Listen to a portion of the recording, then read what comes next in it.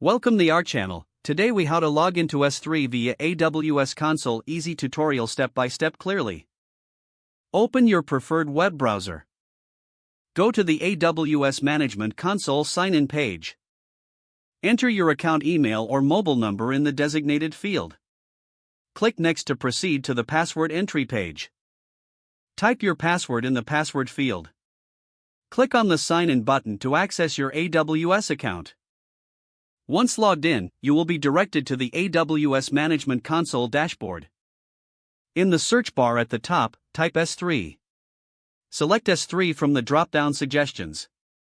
You will now be taken to the Amazon S3 dashboard. Here, you can view existing buckets or create new ones. To create a new bucket, click the Create Bucket button. Fill in the required bucket name and region information.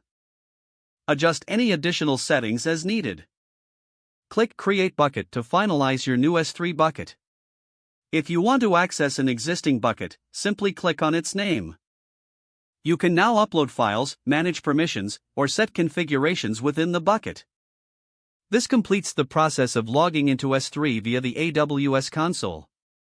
If the page does not load, refresh the browser or try again in a private or incognito window. Make sure you are using the correct email address, then retype it carefully to avoid small typos. If your password is not accepted, use the reset option and create a new strong password you can remember. Check your spam folder for verification or security emails, then complete any requested confirmation steps. Enable two-factor authentication if available to improve account security and reduce unauthorized access risk. After signing in, review your profile details so your contact information and settings are accurate and current. If you see an error message, note it down and try again after restarting your device and internet connection.